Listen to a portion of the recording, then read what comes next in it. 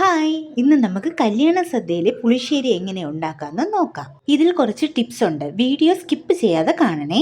ഈ വീഡിയോ ഇതുപോലെ തന്നെ ചെയ്യണേ, ഇല്ലെങ്കിൽ ഇതേ ടേസ്റ്റ് വരില്ല. കഷ്ണങ്ങളായി അരിഞ്ഞ പൈനാപ്പിളിൽ ഒരല്പം വെള്ളവും ഉപ്പും മഞ്ഞപ്പൊടിയും 1 സ്പൂൺ പഞ്ചസാരയും ചേർത്ത് വേവിക്കാൻ അടച്ചു വെക്കാം. ഇനി ഈ വീഡിയോയിലെ സീക്രട്ടിലേക്ക് പോവാം. കുറച്ച് പൈനാപ്പിൾ എടുത്ത് കട്ടിക്ക് മിക്സിയിൽ അടിച്ചെടുക്കാം. ഈ കൂട്ട് വെന്ത പൈനാപ്പിളിലേക്കിട്ട് അടച്ച് കുറച്ചു നേരം കൂടി വേവിക്കാം. ഇനി അരപ്പുണ്ടാക്കാം. അരപ്പിനായി തേങ്ങ, മഞ്ഞപ്പൊടി, പച്ചമുളക്, ജീരകം എന്നിവ മിക്സിയിലിട്ട് അരയ്ക്കാം. കുറച്ച് കട്ടിക്ക് ഈ കൺസിസ്റ്റൻസിയിൽ അരച്ചെടുക്കാം. അരപ്പ് ചേർത്ത് പുളിശ്ശേരി തിളപ്പിച്ചെടുക്കാം. ചെറിയ തിള വരുമ്പോൾ തന്നെ പുളിശ്ശേരി സ്റ്റൗവിൽ നിന്ന് മാറ്റണേ. ഈ കൂട്ട് ഒന്ന് തണുത്ത് കഴിയുമ്പോൾ തൈരൊഴിക്കാം. എന്നിട്ട് ചെറുതായി വേവിച്ചെടുക്കാം. ഒരുപാട് നേരം വേവിക്കരുതേ, തൈര് പിരിഞ്ഞു പോവാൻ സാധ്യതയുണ്ട്. കടു വറുക്കുമ്പോൾ അതിൽ ഒരു നുള്ളു മുളക് പൊടി കൂടി ഇട്ട് കഴിഞ്ഞാൽ കറി സൂപ്പർ ആയിരിക്കും.